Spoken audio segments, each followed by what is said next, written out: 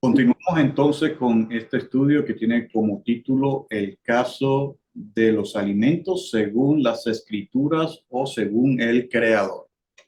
Ya habíamos hablado en las dos últimas clases acerca de este tema de quién era el que o quién es el que define lo que es alimento para el ser humano y qué es lo que no es alimento. Y ya sabemos que ese es nuestro hacedor, nuestro creador, ya que siendo él el que nos hizo, obviamente él sabe qué es lo mejor para su creación. Obvio, también habíamos explicado que de igual manera él también le da de alimentos a otros seres vivos, como es el caso de los animales, y para ellos también le designa cierto tipo de alimentos que van a ser buenos para su alimentación, lo cual también nos indica que lo que es bueno para un animal no necesariamente es bueno para nosotros, como de igual manera lo que puede ser bueno para nosotros no necesariamente es bueno para todo tipo de animal que existe hoy en día en este planeta. Pero vamos a continuar con este tema y habíamos quedado en el libro de Bereshit, Génesis capítulo 9. Y en el capítulo 9, creo que vayamos para allá, Génesis, Bereshit, capítulo 9. Y ya en el capítulo 9 vemos cómo es que el Eterno le permite a a Noé, salir con su familia después de que destruyó al mundo existente por esas aguas que él dejó caer de los cielos e hizo brotar de las profundidades de la tierra. Y después de que las aguas bajan, entonces el Eterno deja salir a Noé y a su familia. Y en el verso 1 en adelante dice de la siguiente manera. Entonces Elohim, Dios, bendijo a Noé y a sus hijos y les dijo, sean fecundos, multiplíquense y llenen la tierra. El temor y el miedo de ustedes estarán en todos los animales de la tierra y en todas las aves del cielo y en todo lo que se desplaza en la tierra y en todos los peces del mar. En sus manos son entregados. Y esto va a dar pie lo que iba a ser el próximo plato, por decirlo de alguna forma, que se iba a añadir a la dieta que antes tenía el ser humano. Ya habíamos hablado que la dieta principal del ser humano al comienzo fue una dieta vegetariana, pero ahora se le va a confirmar que se le iba a añadir también, además a la dieta vegetariana, la carne animal. Pero obvio, ya sabemos nosotros y ya hemos estado entendiendo que el tipo de animal que ellos iban a poder comer, que ellos entendían que era limpio para que no solamente les sirviera de alimento, pero también para que le fueran ofrecidos esos animales al Eterno. Habíamos explicado un poco acerca de lo que era la palabra limpio desde la perspectiva hebrea y habíamos aclarado que no era limpio de acuerdo a la higiene, como nosotros lo entendemos, sino más bien limpio con relación al uso que se le iba a dar, o sea, la razón por la cual ese animal fue creado. Y habíamos explicado que la función del animal limpio era no solamente para que el hombre se sirviera de él, o sea, comieran y se alimentaran de ellos, pero también para que su carne fuera o el animal fuera sacrificado al Eterno, como ofrenda al Eterno. El Eterno no iba a aceptar cualquier tipo de animal, sino este tipo de animal, animal limpio. Los que no eran limpios, pues el Eterno los dejaba para que cumplieran otro tipo de funciones. Y eso lo vamos a ver más adelante. Después de que le dice eso, o le empieza a decir esto para introducirle a la dieta que ellos tenían, o sea, añadirse la carne además de lo que había antes. Noten de que no es que desapareció la dieta vegetariana, sino que se le añadió la parte de la carne, en este caso. Y dice en el verso 3 de 9, todo lo que se desplaza y vive le será de alimento. Explicamos también lo que aquí en este pasaje estaba diciendo acerca cuando leemos todo lo que se desplaza, vive, le servirá de alimento. Entendimos que no era que todos los animales que existían en ese momento les iba a ser de alimento, sino que ellos entendían que los animales o todos los animales que le iban a servir de alimento eran aquellos que eran considerados limpios. Por lo cual, Ellos lo conocían, ya que por lo menos Noé, se le había dicho de que introdujera al arca 7 animales limpios, por esa misma razón. Porque si hubiera introducido la misma cantidad de animales limpios como de animales impuros, obviamente que no iba a dar abasto cuando ellos salieran del arca para hacer uso de estos animales para comer. No iba a alcanzar. La razón por la cual se les dijo que metiera más o introdujera más animales limpios fue por esa misma razón, porque esos animales limpios iban a ser de comestible al ser humano. Sigue diciendo, pero no comerán carne con su vida, es decir, su sangre. Después vamos a hablar un poquito más acerca de esto de la sangre en el tema que nos corresponde hoy. Pero sigue diciendo, porque ciertamente por la propia sangre de ustedes pediré cuentas.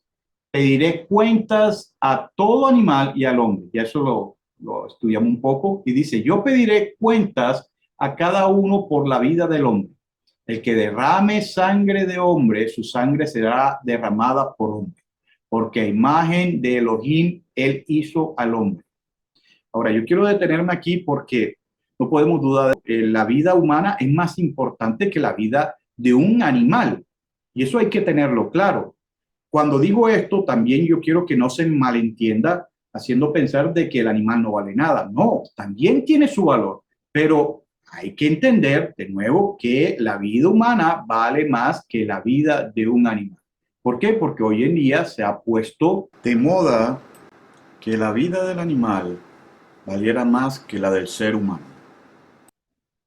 Sí, el Eterno le da más valor, obviamente, a la vida humana, pero también le da valor a los animales. Dicho esto, entonces cualquier persona, incluyendo más sobre todo aquellos que se dicen ser creyentes, tienen que tener en cuenta que si yo voy a matar a un animal, en este caso los animales limpios, es para mi sostenimiento, para mi alimentación. Pero si yo voy a matar un animal solamente por deporte o porque se me dio la gana, el Eterno no quiere eso.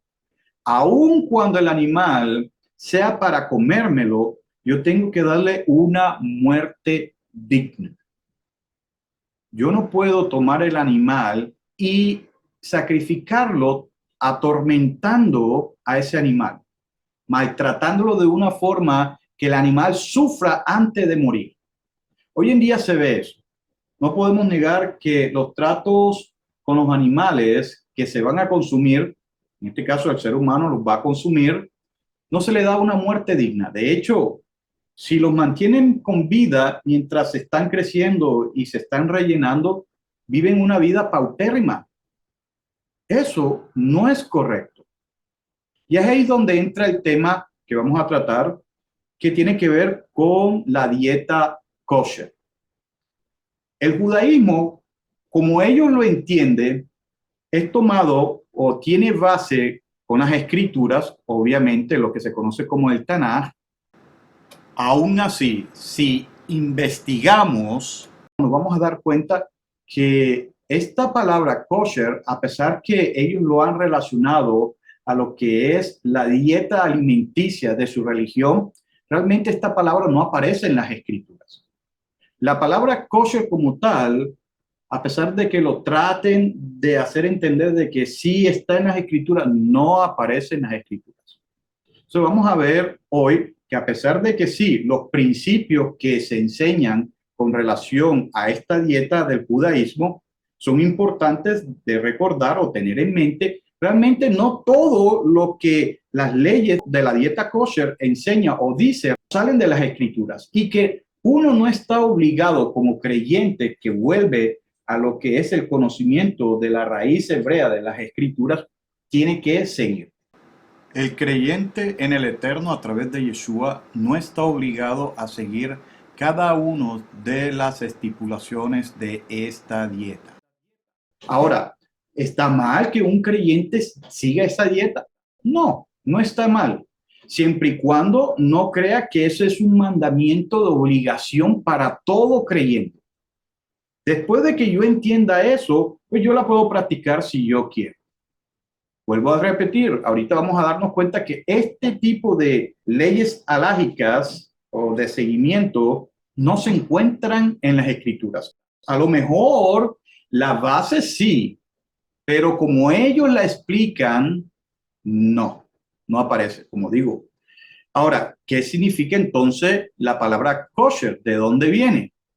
Bueno, para poder ir a adentrarnos a lo que es este término, aquí se los voy a poner cómo es que se translitera al español o al castellano.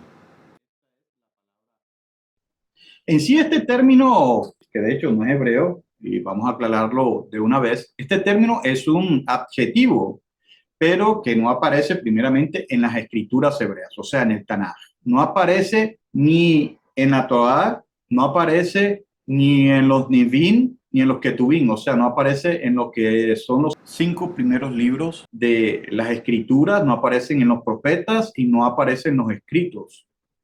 Esta palabra no es un término hebreo, sino que es un término, de hecho, bien tardío del judaísmo, pero más que todo del judaísmo askenazí, y proviene del lenguaje yidis. Este lenguaje yidis es de aquellos judíos que se conocen como judíos askenazí, que vienen a ser esos judíos caucásicos más bien. Este tipo de judíos que realmente se desarrollaron en la parte de Alemania, Polonia, inclusive hasta Rusia. Ese tipo de judío es el que se conoce como judío askenazí. Ustedes lo pueden reconocer como aquellos judíos blanquitos, ojos verdes. Usualmente la gente cree que ese es el estereotipo del judío, lo cual pues tampoco lo es. Pero bueno, ese es otro tema que de pronto en otro momento lo tocamos. Pero sí, ellos eventualmente cuando se ubicaron o cuando vivían allá en esos lares, o sea, en lo que es en esta parte de los Cáucasos, ellos crearon un tipo de lenguaje que era una combinación del alemán y el hebreo, al cual ellos nombraron Yiddish. Y ellos, en el tema este que estamos tocando, llegarían a utilizar esta palabra, kosher. Pero lo tomaron en base a qué? Lo tomaron en base a una palabra hebrea que sí está en las escrituras hebreas antiguas o Tanaj. Y ahorita vamos a ver. Pero ¿qué es esto de kosher? Bueno, según el punto de vista del judaísmo, hoy en día también moderno, tiene que ver con las normas judaicas relacionado con el tipo de alimento que el judío religioso, o sea, el que practique el judaísmo, obviamente, puede o no puede comer o puede o no consumir de acuerdo a las leyes alágicas de ellos. La palabra kosher en sí, o sea, esta palabra yidis, realmente significa apto, aceptado, adecuado, apropiado, legítimo, correcto para ser consumido, agradable.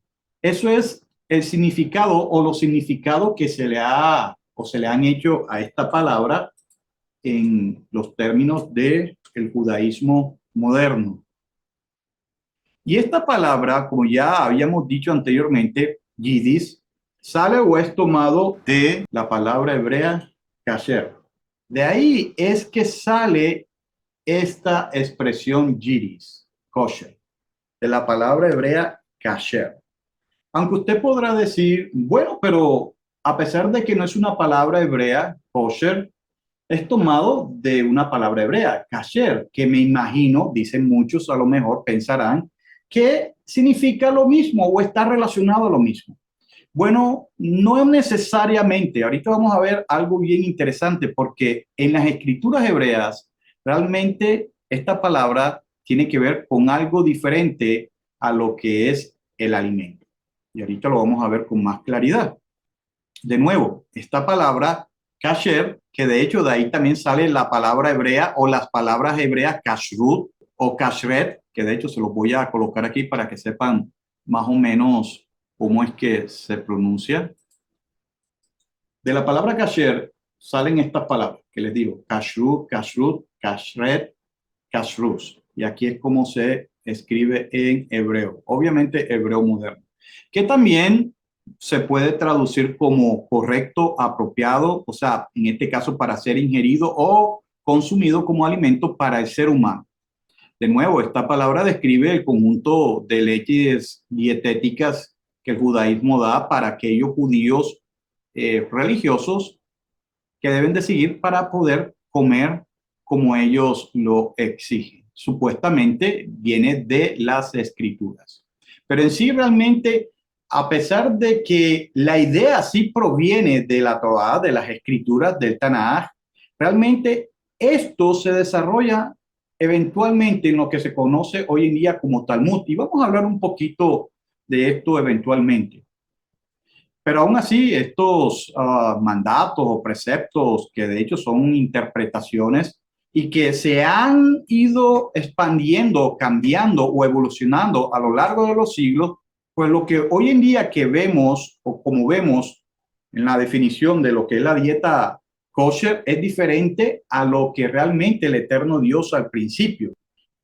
Vamos a ver cómo es que el eterno da el mandato de la dieta que no solamente los hebreos debían seguir, pero el resto de la humanidad debió seguir desde el principio y que se olvidó. Pero eventualmente este tipo de dieta, como yo les he estado diciendo, fue desarrollándose poquito a poquito hasta llegar a lo que hoy en día conocemos como la dieta kosher. Y obviamente esta dieta kosher está basada en lo que es la dieta kashrut, que viene de una palabra derivada. Aquellos que guardan esta dieta se le conoce como personas kosher.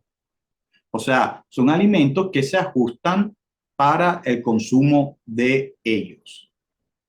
De nuevo, volviendo a la palabra kasher. A pesar de que esta palabra kasher sí realmente aparece en las escrituras solamente en 3 partes, pero yo diría en 2. ¿Por qué iba a decir 2? Porque en la otra parte que aparece, yo no considero este libro parte de las escrituras. Pero en las 2 partes que aparece esta palabra kasher, la podemos ver o se encuentra en el libro de Eclesiastés. Y en la otra parte que aparece es en el libro de Esther. Y vamos a ver cómo es que esta palabra, kasher, hebrea, aparece en el libro de Eclesiastés. De hecho, 2 veces en el libro de Eclesiastés. No aparece más en todas las escrituras, solamente 2 veces. Y vamos a darnos cuenta si realmente esta palabra kasher, que de ahí es donde sale la palabra yiddish kosher, ¿para qué es que se utiliza o cómo se utiliza en las escrituras? Entonces vamos a ir a lo que es el libro de Eclesiastés y vamos a ir al capítulo 10. Vamos a leer el verso 10 por razones del tiempo. Mire lo que dice el verso 10. Si se embota el hacha y no es afilada, hay que añadir más esfuerzo, pero es más ventajoso aplicar la sabiduría. Bueno, si usted analiza ahí, usted no va a encontrar nada que tiene que ver con alimentos. De hecho, usted no puede darse cuenta cuál podría ser la palabra que se tradujo al castellano o al español de la palabra hebrea kasher, que de donde viene la palabra yiddish kosher. Si nosotros, por ejemplo, vamos a otra versión de este mismo verso, la versión Reina Valera, pero de 1960. Y vamos ahí al verso 10. Dice aquí de nuevo, si se embotare el hierro y su filo no fuere amolado, hay que añadir entonces más fuerza, pero la sabiduría es provechosa para dirigir. Entonces vamos a ir a lo que es la versión israelita nazarena de este pasaje, a ver si esta versión nos puede dar un poquito más de luz de cuál podría ser la palabra que se utilizó al castellano de la palabra kasher. Entonces vamos a ir a Eclesiastés, capítulo 10, verso 10. Miren lo que dice aquí en esta versión. Si se embota el hacha y no está afilada, hay que añadir más esfuerzo, pero es más ventajoso aplicar la sabiduría. Bueno, no hay mucha diferencia. Para ello, para que nos demos cuenta de dónde que está la palabra kasher, vamos a ir entonces al interlineal. Y vamos a ir al libro de Eclesiastés, capítulo 10, verso 10. Y vemos que la palabra kasher la encontraremos aquí, con el número Strong 3787, kasher, que el diccionario Strong lo traduce como mejor, ventajoso, correcto, adecuado, tener éxito.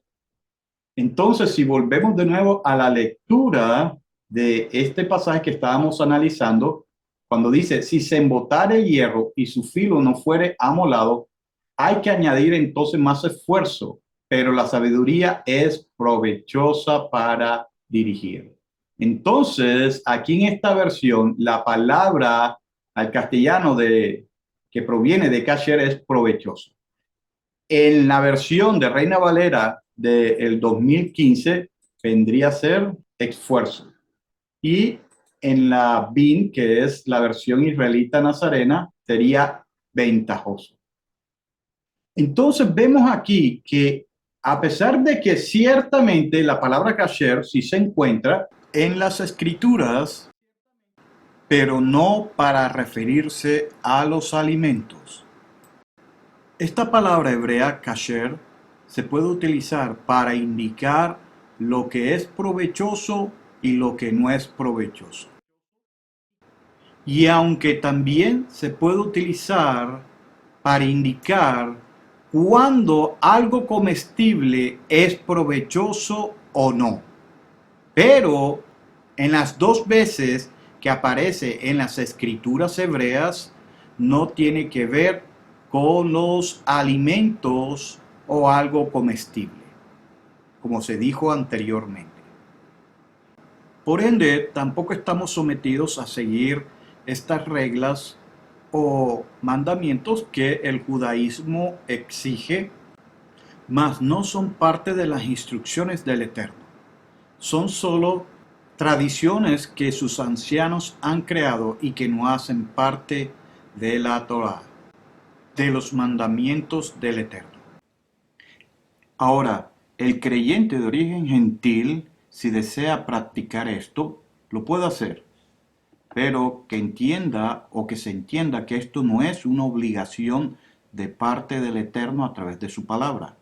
Tampoco el hacer u obligar a otros que lo practiquen por el deseo de seguir una regla del judaísmo. Esto no es parte del mandamiento. Es solamente una regla del judaísmo. Y lo mismo lo podemos encontrar aquí mismo, que es la segunda vez y última vez que aparece la palabra kasher, y es en este mismo libro, Eclesiastés, pero ahora en el capítulo 11. Y vamos a leer el verso 6. Dice, en la mañana siembra tu semilla y por la tarde no dejes reposar tu mano, porque tú no sabes cuál será mejor, si esto o lo otro, o si ambas cosas son buenas igualmente o son igualmente buenas. Este es el segundo pasaje. Este es según la versión Reina Valera del 2015. Ahora vamos a ver la Reina Valera de 1960, a ver si podemos por lo menos vislumbrar cuál es la palabra. Verso 6. Dice, por la mañana siembra tu semilla y a la tarde no dejes reposar tu mano, porque no sabes cuál es lo mejor, si esto o aquello, o si lo uno y lo otro es igualmente bueno. Bueno, vamos a ver la versión BIN, Eclesiastés, pero ahora vamos al capítulo 11, verso 6. Dice esta versión, en la mañana siembra tu semilla y por la tarde no dejes reposar tu mano, porque tú no sabes cuál será mejor, si esto o lo otro, o si ambas cosas son igualmente buenas. Básicamente la misma traducción al español. Ahora vamos a ir al interlineal hebreo del libro de Eclesiastés. Vamos a ir al capítulo 11, verso 6.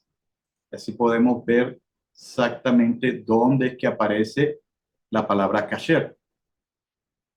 Ok, aquí está, la palabra que aparece aquí, Yitzhak, que viene de kasher, 3787. Y esta palabra, Yitzhak, que viene de kasher, es lo que se ha traducido como próspero.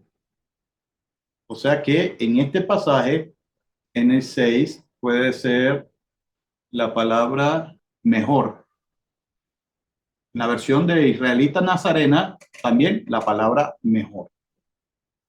Así de que de ahí es que en estos dos pasajes que sale la palabra kasher. Hay otro pasaje que aparece en el libro de Esther. Entonces vamos a ver cómo es que aparece en este libro esta expresión o esta palabra hebrea kasher. Entonces vamos a ir al libro de Esther y en el capítulo 8, en el verso 5, dice de la siguiente forma. Y dijo, si place al rey y si he hallado gracia delante de él y si le parece acertado al rey y yo soy agradable a sus ojos, que se dé orden escrita para revocar las cartas que autorizan la trama de Amán, hijo de Hamedata Agageo, que escribió para destruir a los judíos que están en todas las provincias del rey. Ahora vamos a ver cómo está en el interlineal. Vamos a ir al libro de Esther, interlineal hebreo del libro de Esther, capítulo 8, verso 5. Y aquí aparece la palabra katset o kasher. Es traducido en la palabra agradable. Okay, entonces esta palabra hebrea en este pasaje es traducido al español como agradable. Y volvemos de nuevo al asunto.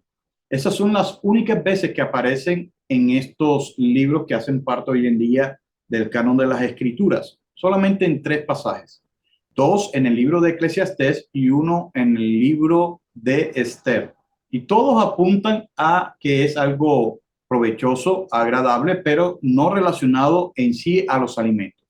Que la palabra puede ser utilizado para lo que se va a comer, claro, porque lo que yo me voy a llevar a la boca obviamente tiene que ser agradable, tiene que ser acepto, que es la definición que se le da a la palabra kasher. Pero estrictamente hablando, la palabra kasher no está relacionada con los alimentos, como hoy en día lo ha tratado de hacer parecer en el judaísmo. Entonces, ¿qué es lo que realmente indica o traduce la palabra kasher? Bueno, la palabra kasher, lo vamos a volver de nuevo aquí a ver. La palabra kasher se puede traducir como mejor, ventajoso, correcto, adecuado y tener éxito. Eso es lo que indica la palabra kasher. Ahora, teniendo en cuenta todo esto y volviendo de nuevo al punto de vista del judaísmo, podemos también decir que la palabra kosher, de acuerdo al judaísmo, lo trata de explicar de la siguiente manera. Estas son leyes, según el judaísmo enseña, que es tomada o tiene sus bases desde la Torá, o sea, desde la ley de Moisés, desde la ley que el Eterno le dio al pueblo hebreo a través de Moisés. Pero esto o estas leyes se van desarrollando poco a poco y obviamente quedó plasmado o va quedando plasmados en obras judaicas como la Misná. La Misná es la interpretación de la Torá que los sabios del judaísmo le dan a ella. Luego pasaría a la interpretación de la Misná que se llamaría eventualmente la Gemara. La Gemara es la interpretación que se le da de la Misná, o sea, la interpretación oral que se le daba a las leyes de Moisés quedaron plasmadas en un registro llamado Misná. Eventualmente, otros sabios judíos empezaron a interpretar a las interpretaciones de esa ley. Eso se llamó Gemara. Resulta que eventualmente, muchos siglos después, la unión entre la Misná y la Gemara es lo que terminó en lo que se conoce hoy en día como el Talmud. El Talmud es la condensación de todas esas interpretaciones. Y dependiendo dónde se encontraban los judíos en el momento en que ellos fueron desalojados de su tierra, se creó 2 tipos de Talmud. Uno que hoy en día se llama el Talmud Jerusalmi y está el más famoso o el Talmud más famoso que hoy en día se conoce como el Talmud Babli o babilónico. Ahí es donde empezó a nacer lo que hoy en día se conoce como la dieta kosher. Pero ahí no se queda todo esto. Esto eventualmente se solidificó aproximadamente en el siglo XVI. Y esto por medio de un judío llamado Joseph Caro, José Caro. Este hombre nació en España, en la antigua Sefarad, exactamente en Toledo, aproximadamente en el año de 1488 nació él, según sus biógrafos. Él se convirtió en un judío bastante conocedor de lo que eran las interpretaciones de la Misná, de la Gemara, eventualmente del Talmud, y él empezó también a sacar sus propias conclusiones de acuerdo a lo que él entendía de la dieta kosher. Y él escribiría un libro que sería un bestseller para el judaísmo, que marcaría en sí las bases más fuertes doctrinalmente hablando que tienen que ver con la alimentación y el comportamiento judío. Esta obra es conocida o llamada como Shulchan Aruch. Eso es en hebreo. En español, Shulchan Aruch se traduciría como la mesa servida. El Shulchan Aruch. En hebreo es así. Y así es la transliteración al español, Shulchan Aruch, que se traduce como la mesa servida. Este libro es un compendio de esas leyes alágicas que se obtuvieron de la Misná, la Gemara, eventualmente del Talmud, especialmente el Talmud de Babilonia. Y resulta que estas leyes él las analizó y las interpretó de una forma más sólida. Él dejó las bases de lo que se conocería hoy en mismo, lo que estamos hablando ahora, las leyes alimenticias kosher o la dieta kosher. Y es por eso es que hoy en día un judío religioso practicante raramente aceptaría una invitación a comer en una familia o en una casa gentil.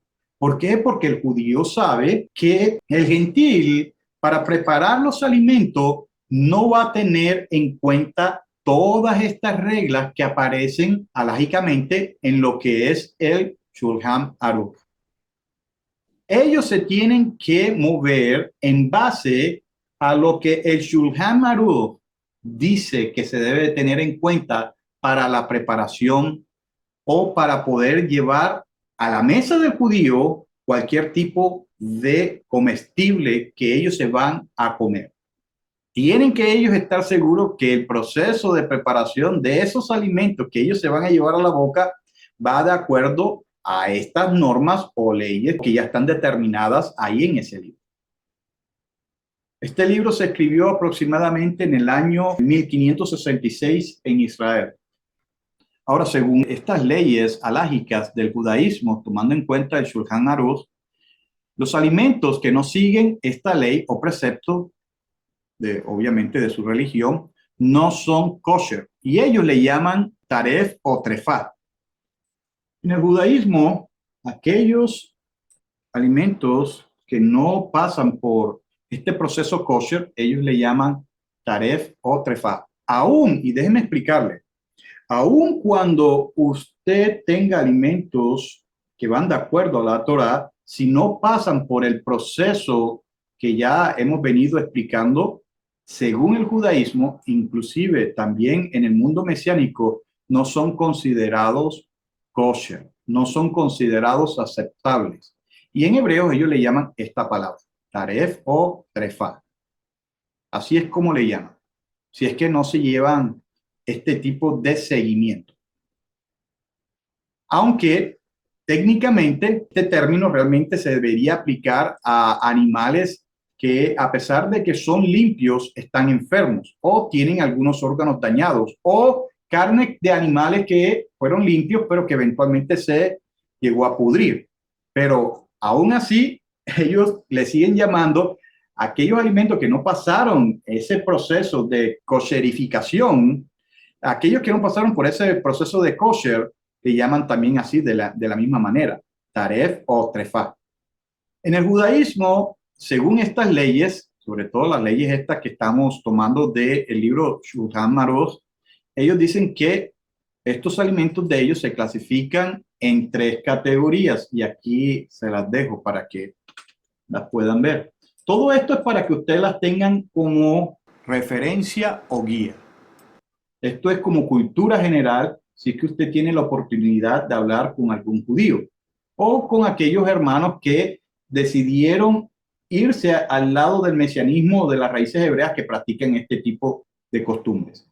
Entonces, como vemos aquí, el judaísmo con las leyes kashrut, ellos clasifican los alimentos en 3 categorías. Los lácteos, como ven aquí, que también le llaman halabí, los cárnicos, que le llaman en hebreo basarí, y los neutros, que le llaman parve o parve.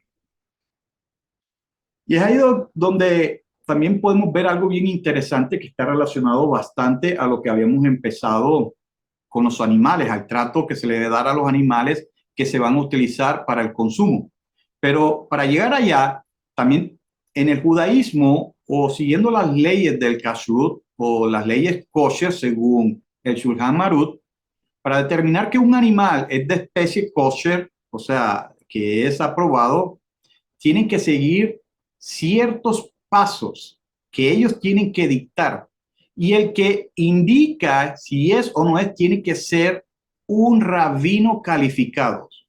O sea, que no solamente el hecho de que uno sepa comprar o sepa ir a escoger una carne que es limpia, pero que el rabino tiene que examinar, o la persona, si es que no es un rabino, pero tiene que ser una persona muy especializada para decir esta carne es kosher. Y ahorita vamos a ver algo interesante porque cada producto que ellos pasan por kosher, ellos le ponen su marca, le ponen un distintivo para decir esto sí es kosher. O sea, pasó por el proceso de kosherificación. O sea, que un rabino que estaba adecuado a esto lo revisó y le dio el crédito de que sí era un alimento kosher. O sea, que un judío, alágicamente o religiosamente hablando, le dio la aprobación.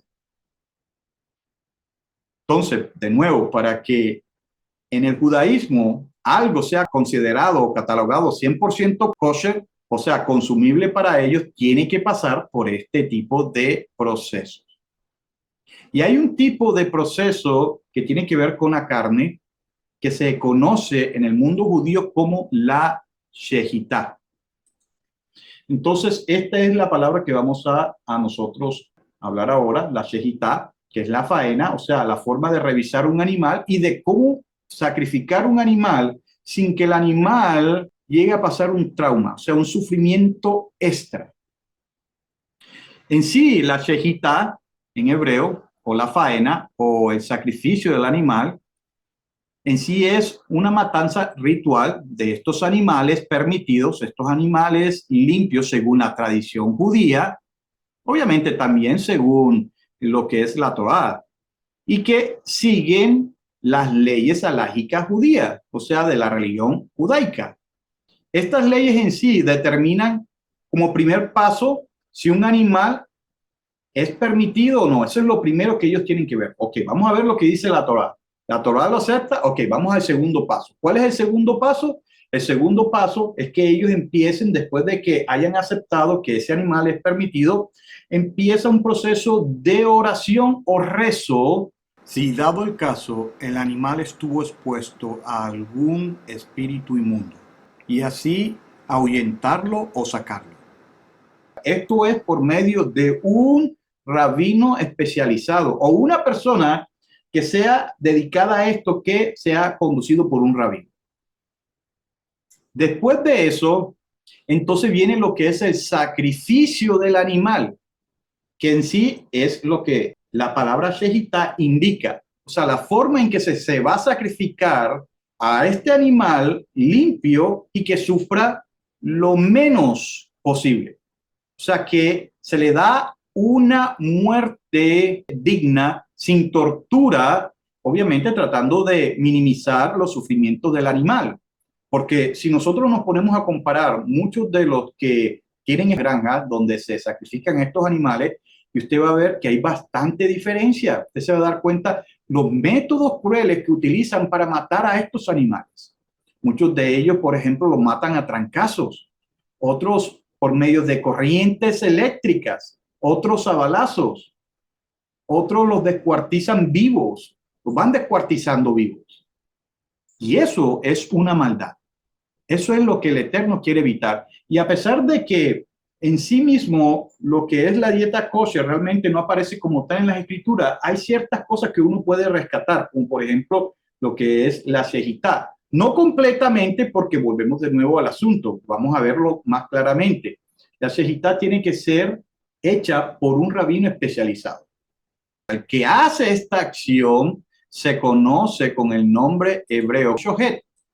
Shohet es la persona que hace la faena, o sea, que sacrifica el animal, es el matarife, es el que le da muerte al animal.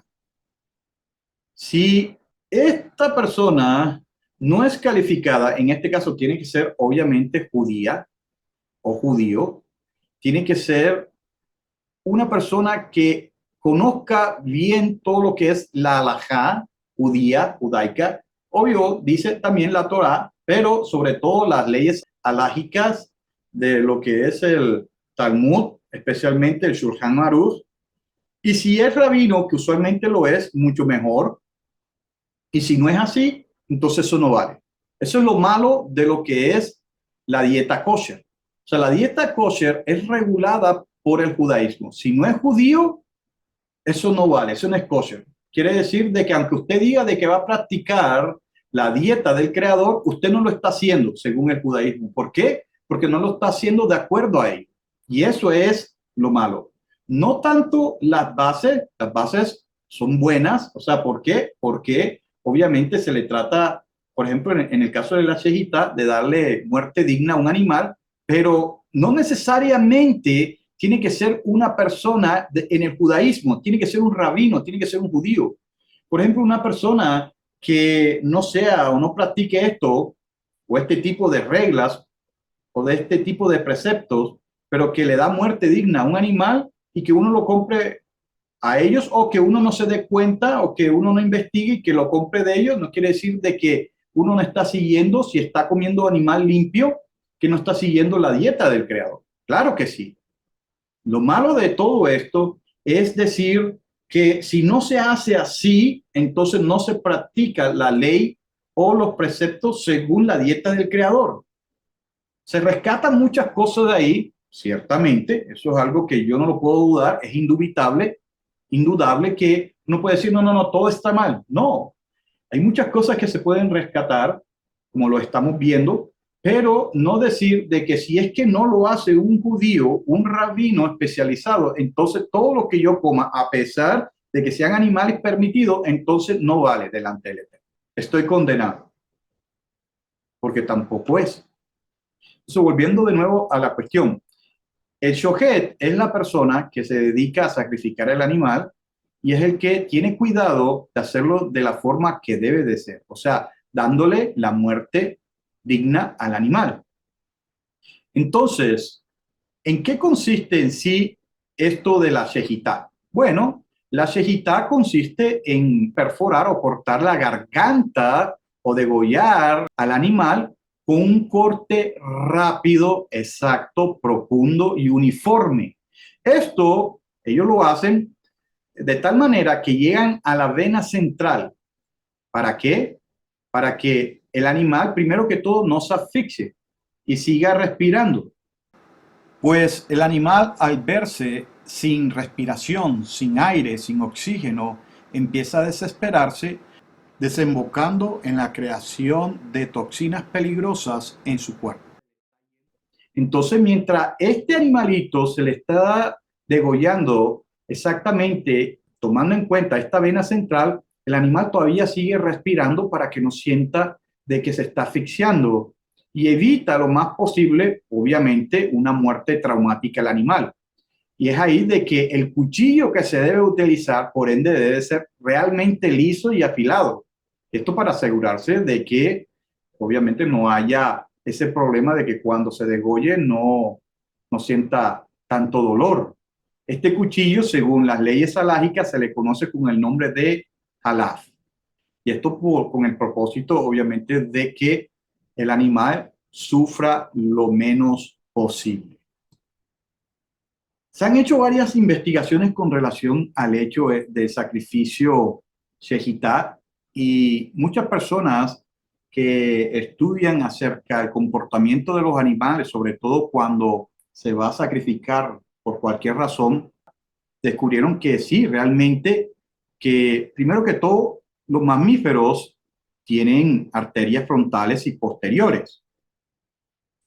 Por ejemplo, como pueden ver aquí, así más o menos es el proceso de sacrificio del animal. Se pone de tal manera que se le hace un corte en el lugar debido, como lo pueden ver aquí. Vamos a ver otra gráfica para que puedan entender aquí mejor. Mira esta gráfica. Aquí es donde se le da el corte. Y este corte hace, obviamente, que el animal se vaya desangrando. Cuando un corte bastante rápido y fino, por lo cual el animal casi no sentiría el corte. En este caso, ellos se van desangrando, pueden respirar, pero van quedándose dormidos poco a poco.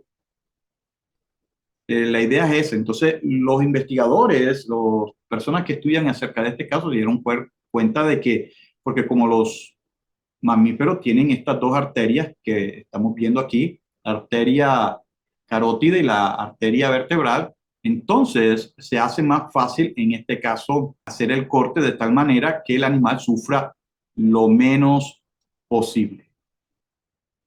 Y así es que el animal, por ejemplo, vemos que cuando se va a hacer el corte, podemos verlo o ilustrado de esta manera. Aquí, en lo que es la arteria carótida, es que se va a hacer el corte. Y aquí es cuando todavía no se ha hecho el corte en la arteria carótida. Pero aquí les voy a pasar otra ilustración donde podemos ver el corte de la arteria carótida. Y esto hace de que el animal no tenga esa muerte tan sufrida. Entonces, por ese lado, podemos salvar lo que estamos estudiando, lo que es el caso de la dieta kosher, porque se le da una muerte digna al animal. Entonces, ¿qué es lo que pasa? De que cuando el animal muere de una forma traumática, ¿qué es lo que va a pasar? Va a liberar muchas toxinas que eventualmente van a contaminar la carne. Esa carne se la come uno y eso que está intoxicado nos va a intoxicar a nosotros, aunque sean animales permitidos, aunque sean animales limpios, nos van a intoxicar. Pero volviendo de nuevo a la cuestión de este tipo de práctica, también hay sus contras. Como les digo, una de las contras es que solamente tiene que ser un shohet quien haga este tipo de sacrificio. En este caso, un judío, sobre todo practicante, conocedor del Talmud, de las leyes halágicas, del Shulchan Aruch. Y si es rabino, mucho mejor, que la mayoría de las veces lo es. Pero en el proceso, ellos, según las leyes halágicas, solamente pueden utilizar ciertas partes del animal. Como podemos ver aquí en esta gráfica, por ejemplo, si se trata de una vaca, de un toro, de un cordero o de un chivo, solamente se utilizan estas partes. De hecho, se le llaman la cuarta parte del animal, pero de la parte frontal. Esto es lo que se utiliza. El resto, ellos dicen de que a pesar de que es un animal que es permitido, no todas las partes del animal se deben de consumir. Eso no es correcto. Hay partes del animal que no se debe consumir, pero no la carne misma. Pero ellos dicen que solamente esta parte frontal es la que se convierte en kosher o la que es kosher, cosa que las escrituras no dicen. Entonces, todo esto tenemos que aprenderlo. ¿Para qué? Para que eventualmente si tenemos una conversación con alguien, podemos decirle, bueno, pero eso no es de acuerdo a las escrituras. Ahora, si tú lo quieres hacer, perfecto, no hay ningún problema, pero no puedes llevar a una persona al punto de que si no lo hace, entonces está mal delante del Creador, porque eso no es así. Ese es el punto que quiero llevarlo con relación a lo que es la dieta kosher. Okay, entonces, volviendo de nuevo a lo que es la shejitá, si un animal que es muerto o se mata o muere por cualquier otro medio que no sea los medios según la halajá judía, no es kosher. No importa que es un animal limpio, no importa si es un animal que ha estado sano, no es kosher. Y si usted come, por ejemplo, las partes que ellos dicen que no son kosher, a pesar que es un animal limpio, no es kosher y no está bien delante de las escrituras. Y hay otro tipo de pasos o leyes que se deben de trazar en lo que es el proceso de kosherificación, que no vamos a tratar hoy, pero les voy a dejar saber cómo es que ellos le llaman. Por ejemplo, está lo que es el nikur, y el nikur es darse cuenta que estas partes del animal que se está sacrificando por este shohet realmente estén sanas y que sean estas partes y que se dé cuenta que realmente estén 100% sanas en todos los aspectos, tanto espiritual como físico. Imagínense. Y obviamente también pasa por el proceso, lo que es el nikur, pasa por el proceso de eliminación de sangre. Y sí, ciertamente, como lo leímos en el libro de Bereshit o Génesis capítulo 9, el animal que uno se va a llevar a la boca o el animal que nos va a servir de alimento, el animal limpio, obviamente, tiene que uno cerciorarse que uno derramó su sangre en el piso, o sea, que le salió la sangre de sus arterias. Pero también hay que destacar que las escrituras, como lo leímos y como lo vamos a seguir leyendo, no vamos a encontrar que hay que sacar toda la sangre, aún de los capilares que se encuentran dentro de los músculos o de la carne misma, sino más que todo, las escrituras dan a entender que la sangre que se debe sacar es la sangre que sale de las arterias y de las venas. Porque eso es otra cosa que el judaísmo halágico también enseña, que hay que kosherizar la carne. O sea, tiene que pasar un proceso de kosherificación en el cual envuelve que toda, absolutamente 100% de la sangre del animal tiene que salir, aún de los capilares, o de esa sangrecita que puede conectar la piel con la misma carne del animal, cuando las escrituras eso no le enseñan. Y vamos a ver varios casos eventualmente, porque si eso fuera así, entonces vamos a tener un grave problema, sobre todo cuando el sumo sacerdote, igual con la ayuda de los sacerdotes, empezaban a matar a los animales que ellos se tenían que comer después y que la gente también. Imagínese usted que el sumo sacerdote tenga que pasar por ese proceso de coserificación que enseña el judaísmo, que consiste en que la carne tiene que ser sumergida en un contenedor de agua con sal, lavarla, dejarla ahí por un buen rato y después de nuevo sacarla, volverle a poner agua nueva con sal, poner de nuevo esa carne, volverla de nuevo a esperar por un buen rato, después volverla a botar esa agua como hasta 2, 3, 4 veces para darse por sentado de que toda, absolutamente toda la sangre salió de esa carne. Imagínese el sumo sacerdote haciendo eso mientras se encontraba haciendo los sacrificios en la carpa de reunión o en el templo que construiría Salomón, eventualmente el templo que se construyó en los tiempos de Zorobabel o Nehemías.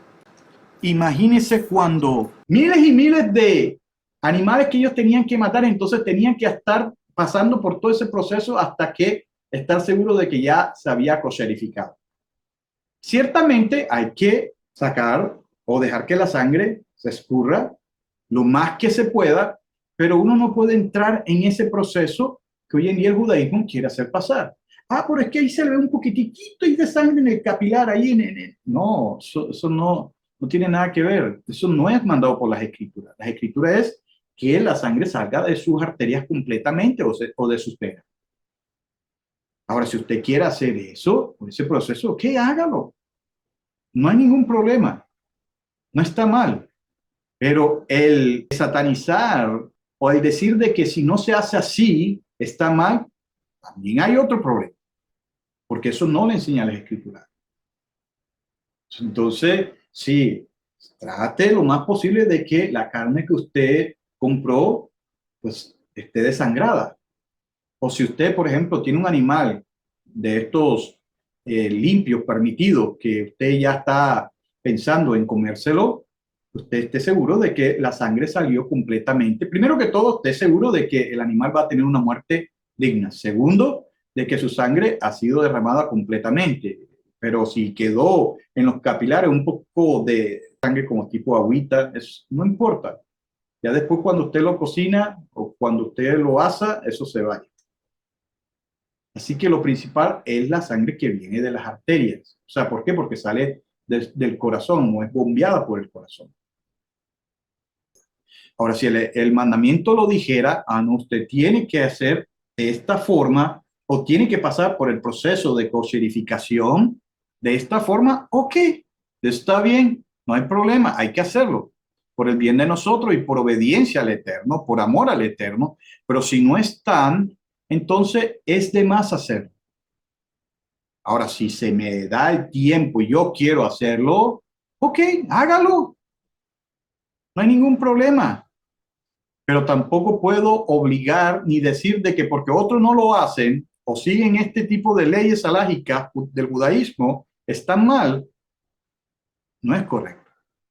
Entonces, ya para ir terminando con este tema de el caso de los alimentos en esta parte, podemos mostrar también, para que ustedes vayan entendiendo algo bien interesante, y esta es la marca o los sellos que el judaísmo, obviamente religioso, le dan a lo que para ellos es alimento kosher, o sea, aceptado. Estas son las marcas. Y usted, por ejemplo, lo podrá ver en los supermercados, porque hoy en día ya lo que son los productos kosher son algo que el mundo entero pues lo está usando, adquiriendo. Y estos son algunas de las marcas o de los sellos que si usted lo ve, ustedes lo pueden ver y usted sabe que son kosher, que pasaron por ese proceso de un rabino judío que conoce la halajá, ese proceso de desintoxicación espiritual del animal, ese proceso de rezo, ese proceso de aceptación por un rabino calificado en el asunto. Ahora, esto no garantiza que el producto realmente sea bueno para el cuerpo de nosotros. O sea, en correlación a la carne, usted sí puede estar seguro de que son animales aceptados. Pero porque sean animales aceptados no quiere decir de que sean animales 100% nutridos de una forma natural, sino que pasaron por el proceso de coserificación de un rabino o de un shohet. O sea, pusieron las manos, oraron, reprendieron lo que tuvieron que reprender y después, si es animal, lo mataron en la forma en que ellos lo mataron y listo. ¿Cómo se alimentó el animal? No se sabe. Y ahora, también hay productos kosher que uno se queda sorprendido. Por ejemplo, hoy en día usted puede ver que ellos tienen Coca-Cola kosher. ¿Eso lo hace bueno? No. Está también, por ejemplo, productos como la marihuana para fumar o consumirse y lo tienen como kosher. ¿Es bueno? No. Y así muchos otros productos que usted se quedaría sorprendido de que cómo es posible que un rabino le haya dado la aprobación a estos productos. O sea, el punto aquí es, volvemos a decir, no es tanto el criticarlo, sino más bien que ustedes puedan entender que a pesar de que el judaísmo diga de que el kosher es el sistema que Dios ha utilizado para la alimentación del ser humano, no es correcto. Ciertamente, ciertas cosas se pueden rescatar, pero no necesariamente en la forma en que lo hace es que el Eterno lo mandó. Ahora vuelvo de nuevo a decir, no es que esté satanizando ni criticando de una forma mala lo que es la dieta kosher del judaísmo, porque vuelvo a repetir, hay cosas que se pueden salvar, que se pueden tener en cuenta, pero no todas estas leyes alágicas y en la forma en que lo transmiten realmente es dada por el Eterno. Y como lo hemos estudiado, ni siquiera la palabra kosher es una palabra hebrea. El resto es desarrollado en lo que es la Mishnah, en lo que es la Gemara y en lo que es el Talmud. Después, como también mostramos, en lo que se conoce como el Shulchan Aruch, que quiere decir la mesa preparada o la mesa lista.